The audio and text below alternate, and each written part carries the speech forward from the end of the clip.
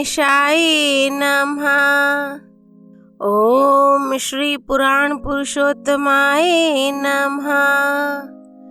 श्री शिव पुराण संहिता 2 रुद्र संहिता भाग 2 सती खंड अध्याय 18। ब्रह्मा जी से दक्ष की अनुमति पाकर देवताओं और मुनियों सहित भगवान शिव का दक्ष के घर जाना, दक्ष द्वारा सबका सत्कार तथा सती और शिव का विवाह। ब्रह्मा जी कहते हैं, नारद, तदनंतर मैं हिमालय के कैलाश शिखर पर रहने वाले परमेश्वर महादेव शिव को लाने के लिए प्रसन्नता पूर्वक उनके पास गया और उनसे इस प्रकार बोला। वृषभध्वज, सती के लिए मेरे पुत्र दक्ष ने जो बात कही है उसे सुनिए और जिस कार्य को वे अपने लिए असाध्य मानते थे उसे सिद्ध हुआ ही समझिए। दक्ष ने कहा है कि मैं अपनी पुत्री भगवान शिव के ही हाथ में दूंगा, क्योंकि उन्हीं के लिए यह उत्पन्न हुई है। शिव के साथ सती का विवाह हो, यह कार्य तो मुझे स्वतः ही अभीष्ट है। फिर आपके भी कहने से इसका महत्व और अधिक बढ़ गया। मेरी पुत्री ने स्वयं इसी उद्देश्य से भगवान शिव की आराधना की है और इस समय शिव जी भी मुझसे इसी के विषय में अन्वेषण पूछताछ कर रहे हैं। इसलिए मुझे अपनी कन्या अवश्य ही भगवान शिव के हाथ में देनी है। विधाते, वे भगवान शंकर शुभ लगन और शुभ मुहूर्त में यहाँ पधारें। उस समय मैं उन्हें शिक्षा के तौर पर अपनी यह पुत्री दे दूंगा। वृषभध्वज, मुझसे दक्ष ने ऐसी बात कही है, अतः आप शुभ मुहूर्त में उनके घर चलिए और सती को ले आइए। मुने, मेरी यह बात सुनकर भक्त वत्सल रुद्र लौकिक गति का आश्रय ले हंसते हुए मुझसे बोले, संसार की सृष्टि करने वाले ब्रह्मा जी, मैं तुम्हारे और नारद के साथ ही दक्ष के घर चलूंगा। अतः नारद का स्मरण करो। अपने मरीचि आदि मानस पुत्रों को भी बुला लो। विधे, मैं उन सब के साथ दक्ष के निवास स्थान पर चलूंगा। मेरे पार्षद भी मेरे साथ रहेंगे। नारद, लोकाचार के निर्वाह में लगे हुए भगवान शिव के इस प्रकार आज्ञा देने पर मैंने तुम्हारा और मरीचि आदि पुत्रों का भी स्मरण किया।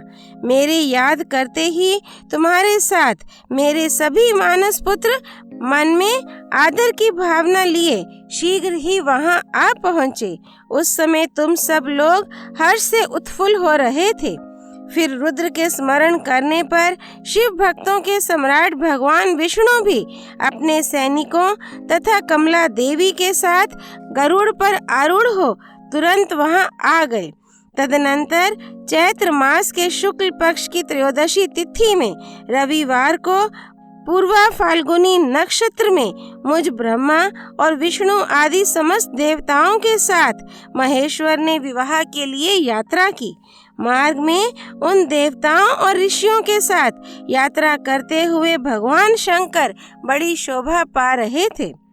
वहां जाते हुए देवताओं, मुनियों तथा आनंद मगन मन वाले परमथ गणों का रास्ते में बड़ा उत्सव हो रहा था।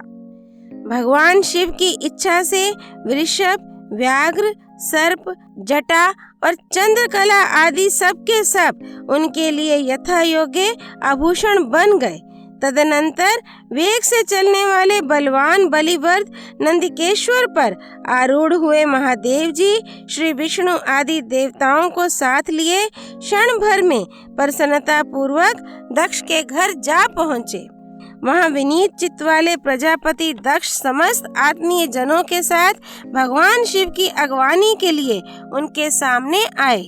उस समय उनके समस्त अंगों में हर्ष जनित रोमांच हो आया था। स्वयं दक्ष ने अपने द्वार पर आए हुए समस्त देवताओं का सत्कार किया। वे सब लोग सूरश्रेष्ठ शिव को बिठाकर उनके पार्श्व भाग में स्वयं भी मुनियों के साथ कर्मशः बैठ गए। इसके बाद दक्ष ने मुनियों सहित समस्त देवताओं की परिक्रमा की और उन सब के साथ भगवान शिव को घर के भीतर ले आए। उस समय दक्ष के मन में बड़ी प्रसन्नता थी। उन्होंने सर्वेश्वर शिव को उत्तम आसन देकर स्वयं ही विधि पूर्वक उनका पूजन किया। तत्पश्चात श्री विष्णु का, मेरा, ब्राह्मणों का, देवताओं का और समस्त शिव गणों का भी यथोचित विधि से उत्तम भक्ति भाव के साथ पूजन किया।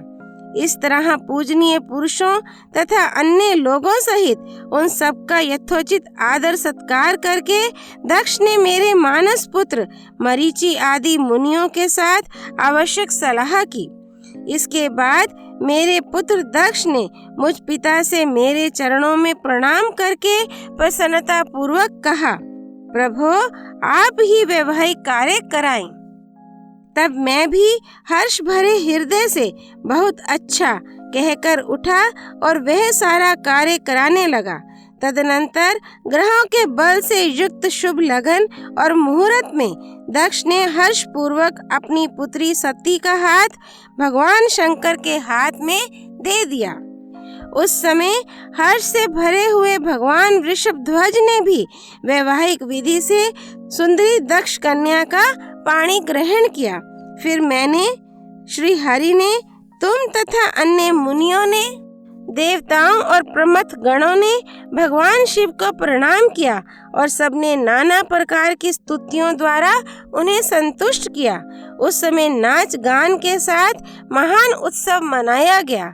समस्त देवताओं और मुनियों को बड़ा आनंद प्राप्त हुआ। भगवान शिव के लिए कन्यादान करके मेरे पुत्र दक्ष कृतार्थ हो गए। शिवा और शिव प्रसन्न हुए तथा सारा संसार मंगल का निकेतन बन गया। अध्याय 18 संपूर्ण। भक्त वत्सल रुद्र भगवान की जय। भगवान शिव शिवा देवी विवाह की जय। हर हर महादेव। श्री हरि अर्पणमस्तु।